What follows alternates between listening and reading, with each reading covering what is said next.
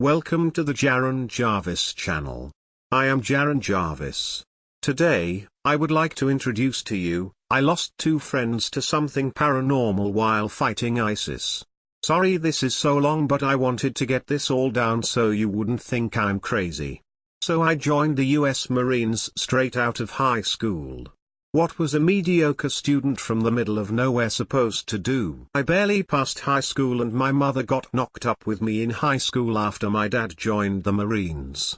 He didn't make it back and so I only had my mom. I decided I wanted to be like my father, since my mom would always tell me stories about him. After I served my time I came back home to take care of her.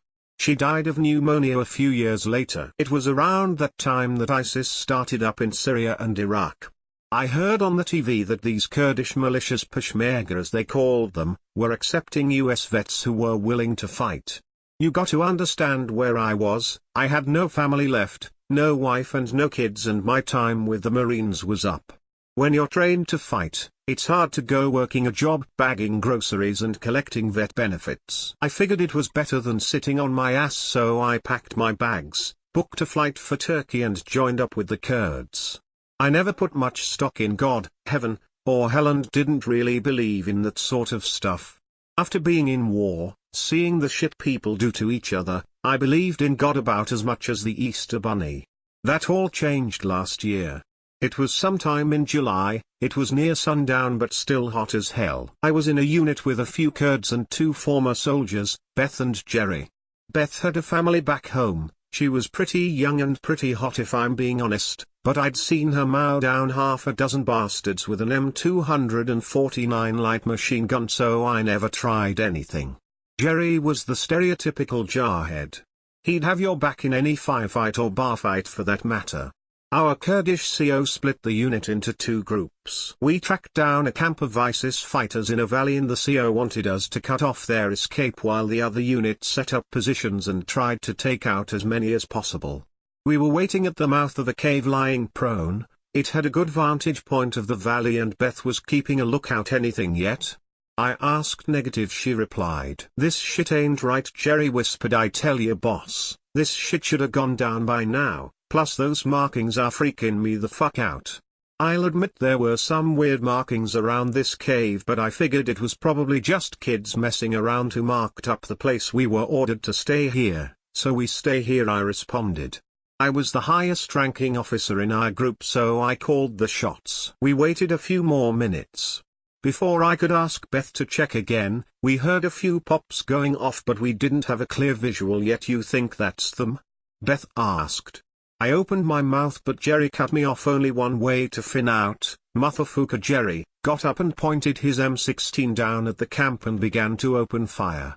He was a bit jumpy, but even I didn't expect him to be this stupid. What the fuck, Jerry? I yelled. I reached out to grab his ass and sit him down when we heard another set of pops, much closer this time and in a different direction from the camp. What the actual fuck, Corporal? I was pissed. He'd compromised our position and put us all in danger because he had a trigger finger. I turned to Beth and asked her to see if she could get a visual. She peeked her head out and I heard more pops. Fuck. They got us pinned, she said. Shit. I replied, what the fuck, Jerry? Now we're fucking pinned because your stupid fucking ass couldn't keep your trigger finger in check. What do you have to say for yourself? She said, man, I've been sitting here for hours. I got a headache. Is that from the hangover or the horse? Beth retorted, you know what? Fuck you, bitch. Hey. I interrupted, yeah, Jerry fucked up, but the bottom line is we're pinned, and the last thing we should be doing is fighting each other. You can rip each other to shreds back at camp, but for now, keep your cool. We all want to make it out of this alive.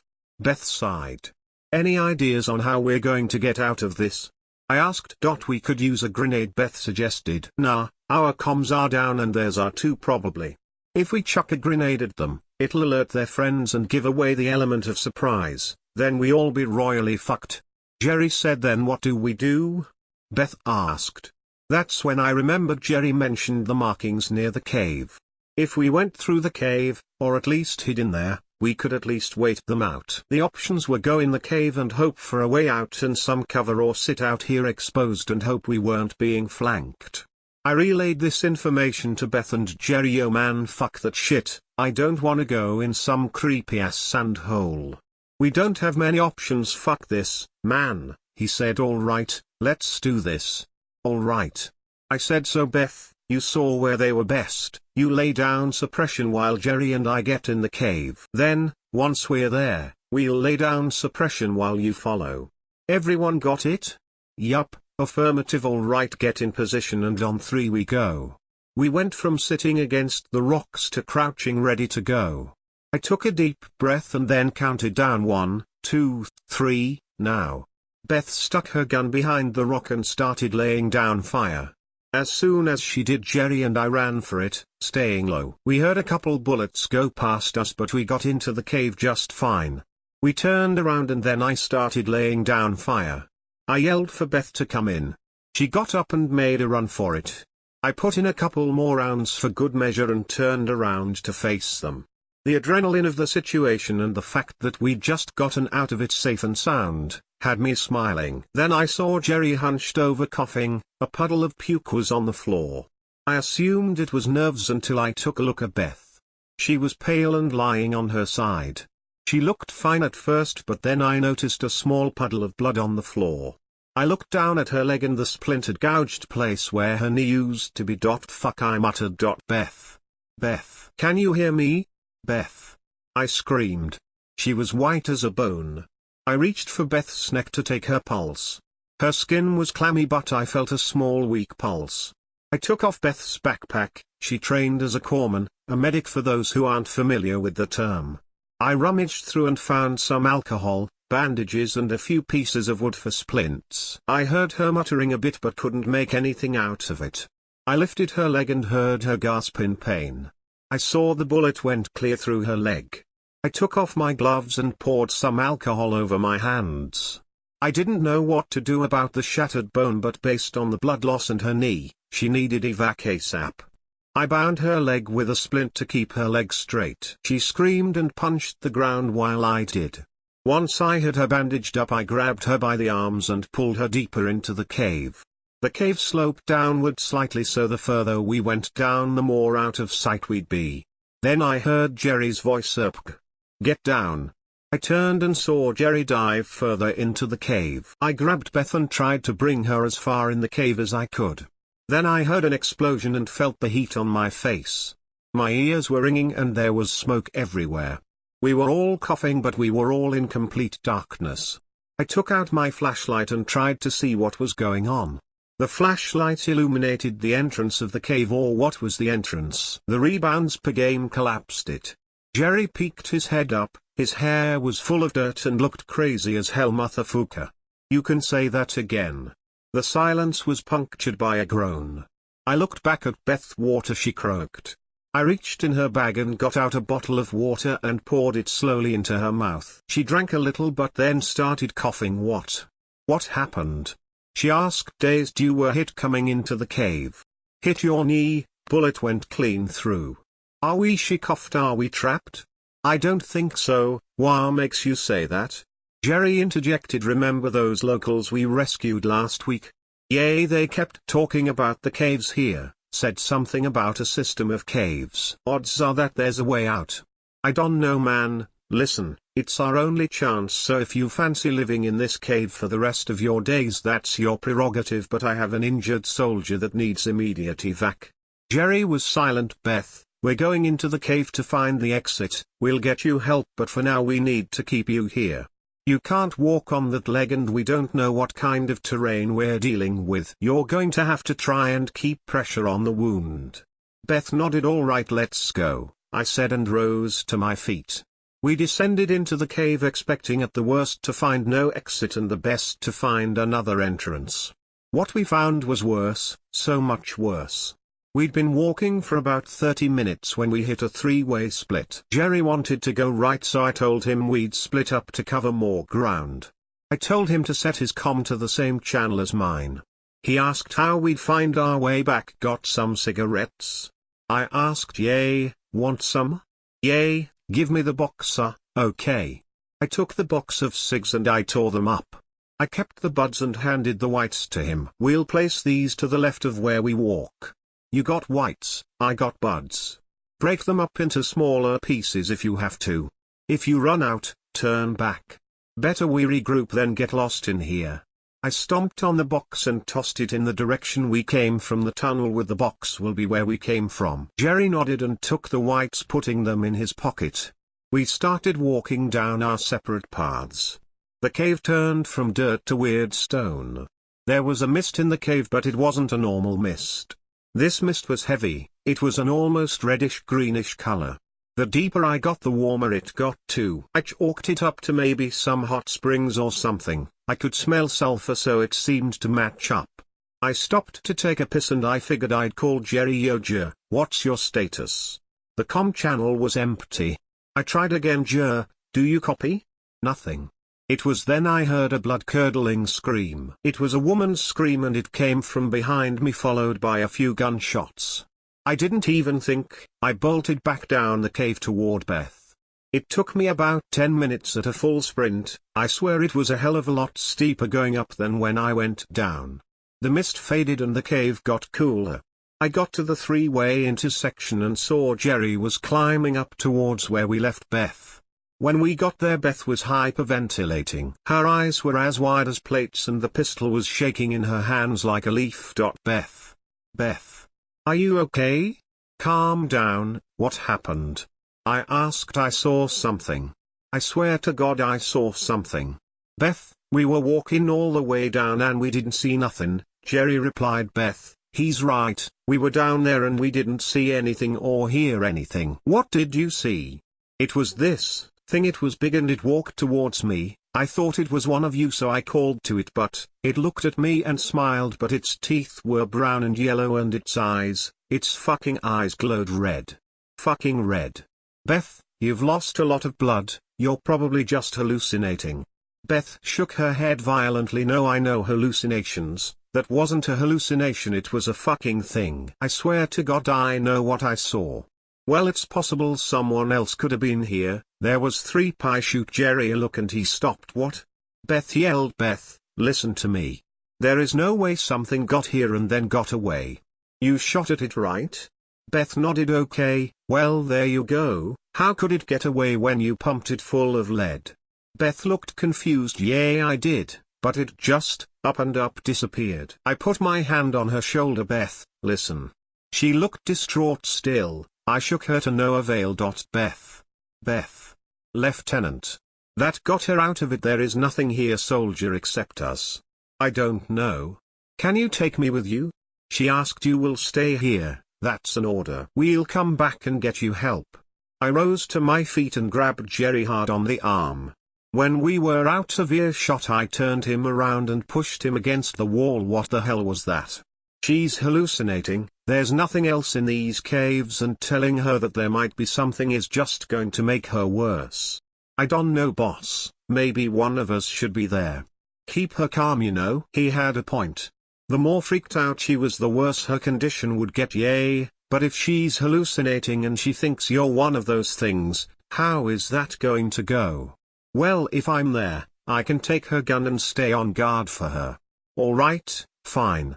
We walked back and Beth looked crazy. She was holding her gun like a drowning person holds a life raft. Beth, Jerry is gonna stay here with you while I try and find a way out, okay? He'll keep you safe, but you gotta hand over your gun.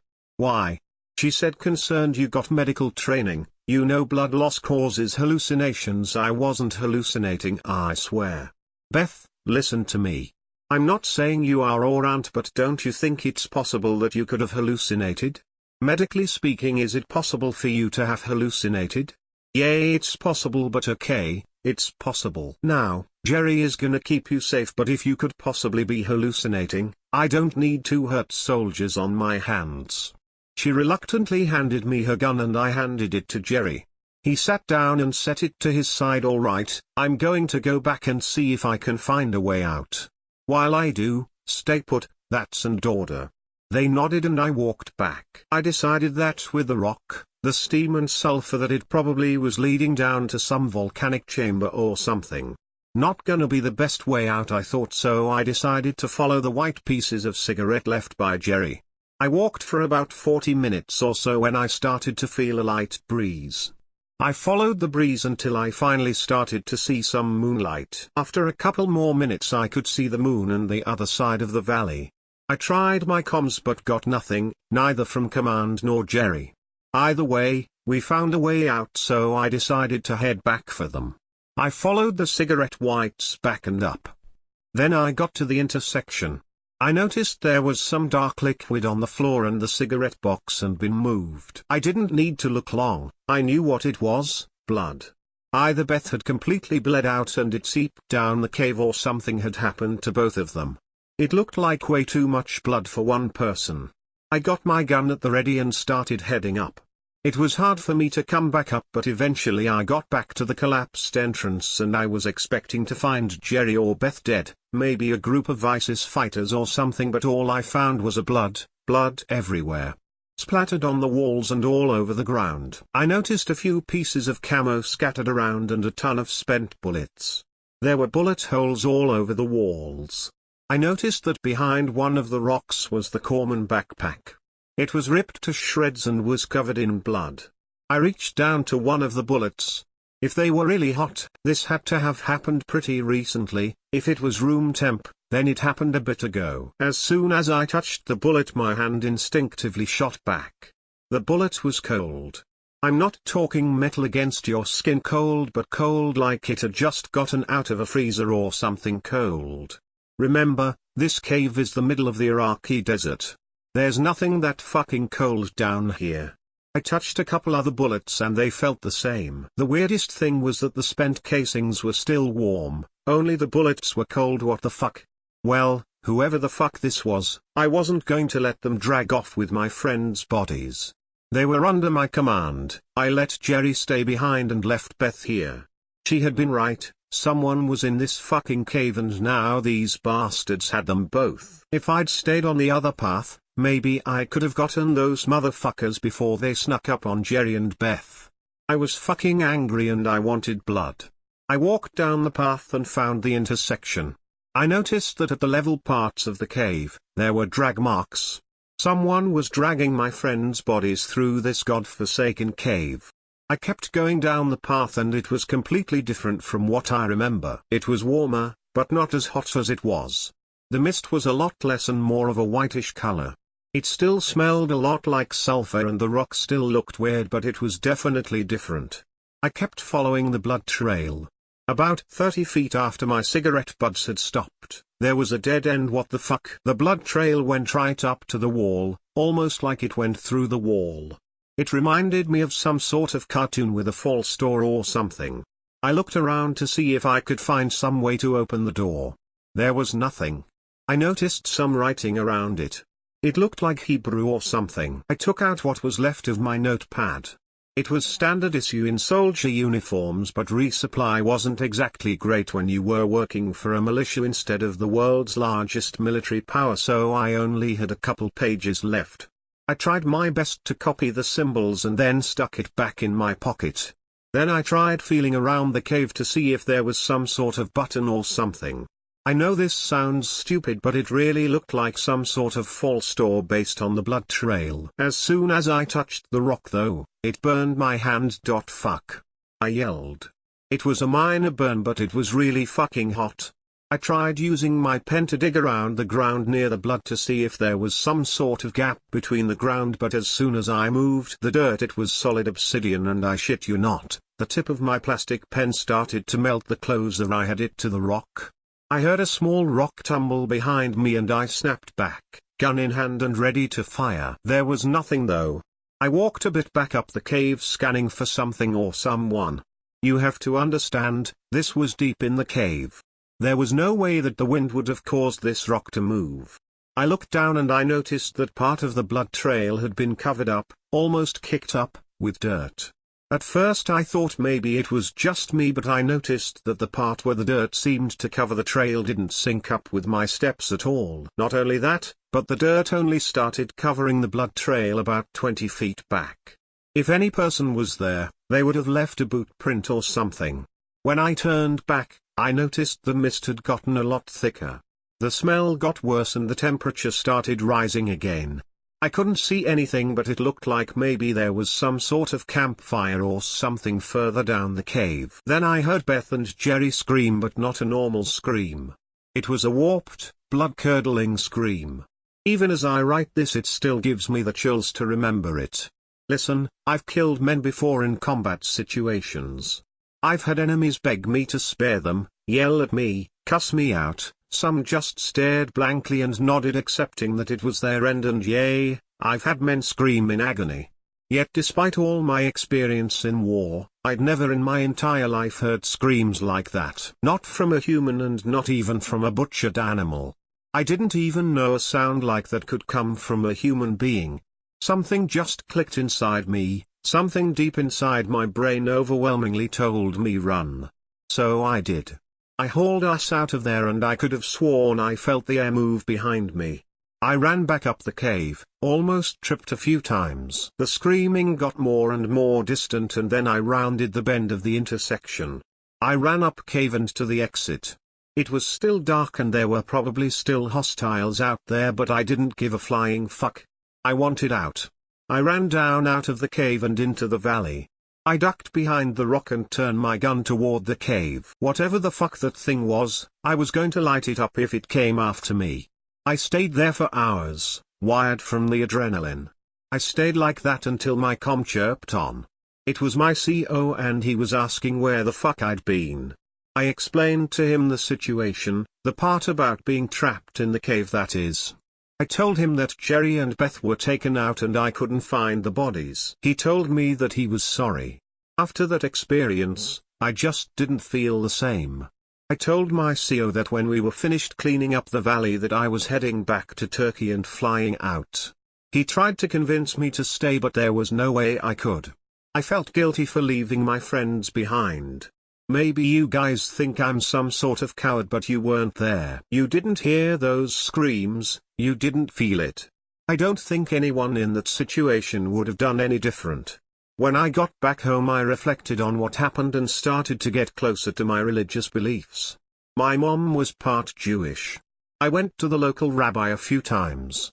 His son was serving in the IDF and was curious about my experience in the military and if I'd met any IDF guys down there. I told him I hadn't, but I did mention I'd seen some Hebrew in a cave over in Iraq. He was curious what it meant, so the next time I saw him, I brought a copy of the paper. When I showed him it, his face completely changed. This guy is large, always smiling and upbeat, but immediately he went from optimistic curiosity to grim in just a few seconds. I asked him what it meant. This isn't Hebrew, it's Aramaic. What's Aramaic? It's like Hebrew, but it's the language used by the common people in ancient times. Can you translate it? I can. What does it say? I asked. Are you sure you took down these markings right? Yay, I got them pretty accurate. Must be some sort of graffiti or something. No, these were cave markings, it wasn't spray painted. Still, it's probably nothing. Probably just some kids messing around. He kept stalling, but after a few minutes of pushing he said that he had to get away to help his wife with something. I could tell that he was lying, but he looked really uncomfortable and I didn't want to press the issue any further. To this day, every time I bring it up, he won't say what it means and just finds an excuse to change the subject or leave the room. I don't know what those markings mean or what that cave is, but I truly believe that cave is a gate to something evil.